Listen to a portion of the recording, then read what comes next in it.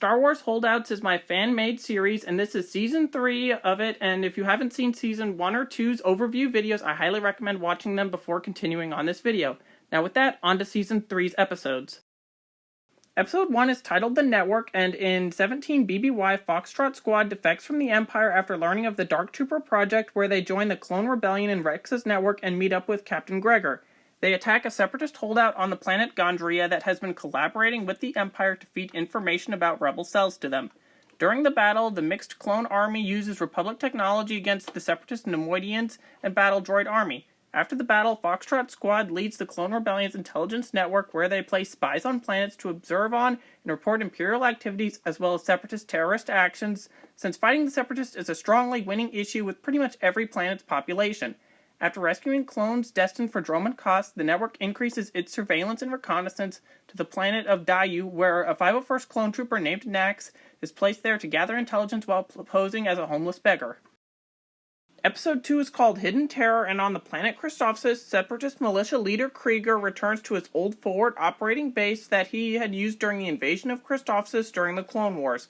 There he captures a stealth ship after killing the Imperial scientists and crystal miners there, and he seizes a government building with his militia, where he announces to the Empire that Christophsis will no longer be recognizing Imperial rule or the peace that ended in the Clone Wars. The Separatists acquire a stealth ship, attacks, and various other Imperial vessels around the system, and the Empire responds by sending in Commander Graves and Imperial Commando Shadow Squad. The squad arrives on Christophsis with local forces and monitors Krieger's militia and attacks when the stealth ship lands. Although Krieger escapes, the rest of his men are killed or captured. The planet then celebrates the restoration of Imperial rule. Episode 3 is titled Star Clusters, and in it a small squad of 187th Troopers under the command of Lieutenant Law are sent to the Maw installation to establish a secret Imperial base to build superweapons. On their way through the system, the clones mapped a pathway so Imperial construction ships could follow them to build the installation. Once there, the squad landed on an old station built during the Old Republic era. The squad faces reactivated security battle droids in a hallway battle where a quarter of the squad is killed, but all of the droids are kind of simply destroyed. Eventually, Imperial construction workers arrive several weeks later than they were supposed to, and Law and the remains of his squad are then sent to the planet Endor to support the 91st Reconnaissance Corps with the rest of the 187th Legion.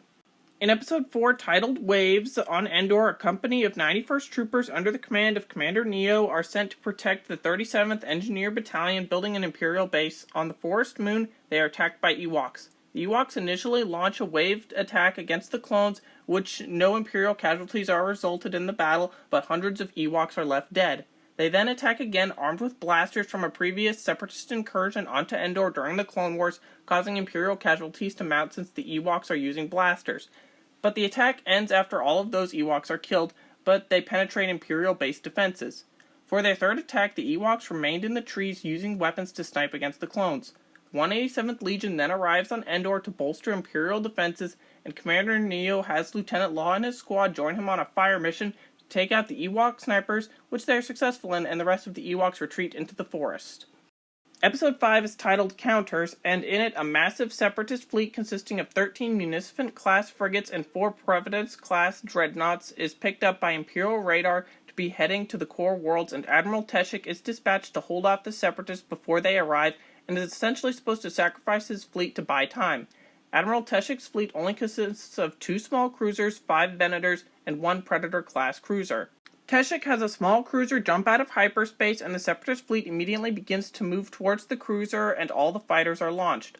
Once the cruiser relays back to him that the Separatists have taken the bait, Teshik orders another cruiser to jump out of hyperspace behind the Separatist fleet, while the other cruiser makes a hard right. The Separatist fleet then splits up to attack the second cruiser to the rear and becomes disoriented. As the trap has been sprung, Teshik and his full fleet arrives in a tight formation, which decimates the vastly numerically superior, yet disoriented Separatist fleet. In Episode 6, called Stalemate, a Trade Federation fleet bombards the 224th Mudjumpers on Mimban as they are battling against the Mimbanese rebels. The Empire responds by sending human conscripts and mostly Clone Wars veterans who served in militias for the Republic to Mimban so that they would not be a threat to the Empire. The Separatist Trade Federation provides support to the Mimbanese and helps turn the planet into a Separatist holdout. The Trade Federation fleet is destroyed by the Empire after it causes more casualties to the 224th Mudjumpers. As many of the Mudjumpers are mostly replaced due to high casualties, the division is redesignated as the 224th Armored Division as they continue to fight against the Mimbanese. Episode 7 is titled Tested in Action, and a Techno-Union militia on the planet Fromger starts a guerrilla campaign against a garrison of clone troopers. As a result of the Techno-Union strength, the Empire decides to test out Phase Zero Dark Troopers in Fromger's urban district that has been taken over by the guerrillas. The Phase Zero Dark Troopers destroy most of the buildings and infrastructure as they defeat the guerrillas. The Dark Troopers pretty much take down the entire urban district and reduce all standing buildings to mere rubble. After the battle, the garrison of clones who are stationed on Fromger are sent on transport to Dromund Kaas for their failure, but ended up being rescued by Rex and the Clone Rebellion. Episode 8 is titled Live for Nothing, and on the planet Tython, the 21st Nova Corps Marines are stationed to transfer artifacts from the Jedi sites to Palpatine's storehouse on the planet Wayland in Mount Tantus. The Marines are bored with their task, but a heavily damaged Banking Clan ship comes out of hyperspace and crash lands on the planet. When the Marines are sent out to investigate the crash, the ship is loaded with battle droids and a Kyber Crystal super weapon, which the droids eventually activate after being defeated by the Marine Battalion and driven to the engine room. Once activated, the weapon drives deep into the planet's core and causes half of Tython to experience warm weather seasons. Episode 9 is called Die for Something, and around and over the planet Biss, Covert Ops Battalion is sent to chase a deep-core separatist fleet of battle droids that did not follow the shutdown order and has stumbled onto the Biss hyperspace lane. After an initial combat phase where the Empire destroys 2 separatist cruisers, the separatists flee into the unknown regions and the clones are ordered to hunt them down. The 2 fleets engage in combat after making it through the border to the unknown regions, and also both fleets temporarily team up to destroy a Killik fleet. After the Separatists are defeated by the Clone Fleet in a boarding operation, they find out that a Separatist contingency for their defeat in the Clone Wars was to jump to the unknown regions to create a new confederacy of independent systems. Meanwhile, Palpatine is briefed by Imperial Intelligence Officer Gideon and ISB Colonel Yularen on the Separatist fleet's destruction and how the provocation against the Yuzang Vong was prevented while they also successfully destroyed a Killik fleet. In Episode 10, titled Bugs, a Separatist terror attack led by a Geonosian former Separatist general destroys an Imperial ship loaded with civilians destined to colonize the moon of Klendathu, which orbits Geonosis. The Imperial 308th Mortar Company receives the distress call and lands on the planet Klendathu, where a Geonosian attack has devastated an Imperial colony and observatory that had been guarded by TK troopers. The 308th clone troopers retake the observatory and set up a perimeter of defenses around it before another Geonosian attack starts. The 308th mow down waves of Geonosians but are eventually forced to evacuate by gunships due to the sheer number of Geonosians and lack of air support. After evacuating, an Imperial fleet chemically bombs the planet and kills every Geonosian there. In Episode 11, titled Cleansing, Geonosians secretly build and launch a bioweapon at the core of their planet. The Empire responds by sending a heavily armed attack force to Geonosis to attack the bugs and assess the strength of the Geonosians before the sterilization campaign. Meanwhile, Vader also led a squad of Death Troopers to deal with Geonosians who have sabotaged Death Star construction. Task Force 99 and elite Imperial forces start an incursion where they defeat an initial Geonosian hive. Imperial flamethrowers and ice sprayers decimate the cave systems. An ISD then orbitally bombards the planet to destroy life in the catacombs, and Imperial troops start to unleash different chemicals to test gas warfare to find out which compound works best against Geonosians for their coming genocide as an overwhelming retaliation campaign. The sterilization process is then expected to take several years. Episode 12 is titled Coup, and in 17 BBY, Separatists stage a coup on the planet Guata and called on other Separatist groups to do the same on their planets. The Empire responds by sending in Clone Commando Able Squadron to link up with local resistance to stage a counter-coup and overthrow the Separatists. The Separatists fortify the capital city and a massive battle ensues outside between the Empire and Separatist forces. Able Squad is able to turn the tide in the battle by firing grenade launchers at Separatist turrets around the city, and one trooper uses a portable flamethrower to burn an entire trench full of Separatist militiamen. After the Separatists are defeated and overthrown by the Imperials, the CIS leader is then revealed to have been a secret ISB agent who was ordered to make the Separatists a larger threat than it actually was on the planet and stage a coup as an excuse for Palpatine to keep more control. In Episode 13, called The Bridge, the 38th Engineer Battalion is sent to help the 54th Battalion maintain a bridge on the planet Livik to cross a swamp and take out a Separatist resistance brigade.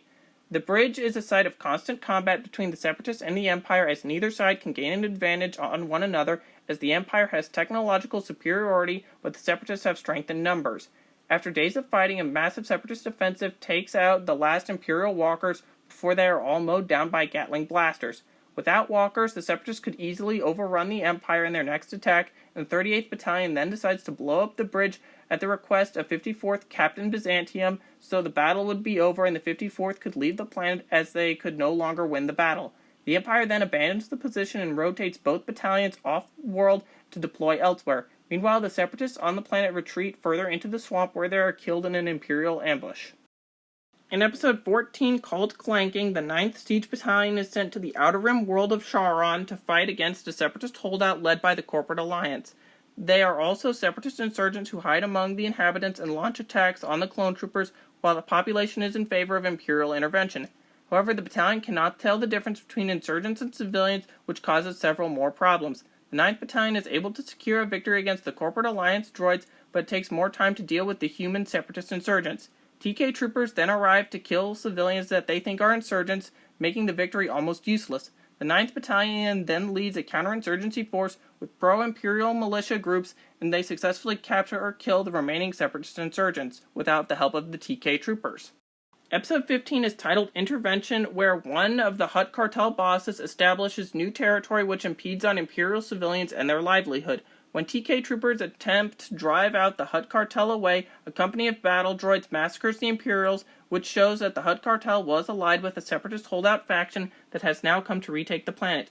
Gideon is sent in with a detachment of the 21st Nova Corps Galactic Marines and Commander Bakara to the planet to defeat the Hutts and Separatists as well as other gangsters and smugglers who have arrived on the planet. The Marines drive out the battle droids in close quarters combat and the Hutts in urban warfare with a high attrition rate. After defeating the criminal elements, Gideon puts martial law over the sector to deter any further incursions by gangsters or Separatists. Episode 16 is titled Defoliated, and on the planet Seleucami, a Techno-Union operation is discovered by an Imperial patrol, and the Techno-Union claims that it was neutral during the Clone Wars, and as things escalate, a small skirmish ensues between the Techno-Union, who are part of a Separatist holdout, and the Imperial patrol, which calls for backup before being forced to retreat. Imperial forces then besiege the Separatist holdout that is protected by a shield generator and a defoliator tank. The initial Imperial attack sees stormtroopers slaughtered by the defoliator, and Vader force chokes the Imperial officer in command and takes personal control over the battle. Imperial clone commandos are sent in to sneak inside the shield generator through the sewers to disable the generator as they call in an airstrike to knock out the defoliator tank. The 91st Battalion then joins on the planet Seleucami with the Imperial forces, and after the successful bombing run, stormtroopers, Imperial Army troopers, and the 91st breach the holdout with an artillery barrage. Episode 17 is called Alive and Forgotten, and a Separatist holdout on the planet Felucia is invaded by the Empire's 501st Legion, which is in the process of incorporating stormtroopers to replace clone troopers. The holdout is led by some of Bounty Hunter Dirge's former Separatist junior officers and Felucians with battle droids. Many battle droids are commonly stationed in ambush positions in thick vegetation on Felucia and ambush 501st platoons, but the Empire cannot orbitally bombard the Separatist region as it is strategically located around mining rich raw materials and that the Empire needs for its superweapon projects. Therefore, an overwhelming clone force is deployed with LAAT gunships to further provide close air support and cover against battle droids at the holdout's mining bases. The Empire crushes the holdout as the 501st is aided by the Fifth Brother and Darth Vader, who mercilessly kill the Separatist leaders when they attempt to surrender. Episode 18 is titled Extinction, and on the planet Yavin 4, the Empire loses contact with an archaeological dig group and sends in a platoon of special ops troopers and flamethrowers led by Commander Jet to investigate. They then find that the archaeologists were slaughtered by a tribe of Massassi warriors. Jet and his men come under attack by the Massassi, but are easily able to hold their ground as they relentlessly blasted away the waves of attackers. The Massassi continue their attack until clones run out of ammunition and the last Massassi warriors close in on the battalion. In the end, Jet's men defeat the Massassi with flamethrowers and in hand-to-hand combat, as well as recovered kyber crystal weapons that the archaeologists had uncovered. They then leave the planet and deliver the weapons to Imperial researchers who extract kyber crystals and add it to the Death Star. The season finale is episode 19, titled Tests of Will, and in wild space, a group of clone troopers under Commander Doom are sent on a mapping expedition. There the clones encounter the planet Mortis and are brought to the planet. Once on the surface, Doom and his men meet light and dark side versions of Revan and are drawn into a battle between the two. Doom and his company see the rise of the Empire and how it will fall, as well as the future galactic conflicts such as the Yuzang Vong War, Second Galactic Civil War, First Order Resistance War, and Second Imperial Civil War. After the battle ends, the group is warned about the chaos at the Maw installation and returns to their shuttles to escape the planet, and they then come under attack by smugglers and rebels, and a battle ensues where Commander Doom's unit barely survives. And with that is the end of Star Wars Holdouts Season 3. What did you think of it so far? Let me know in the comments, and stay tuned for Season 4.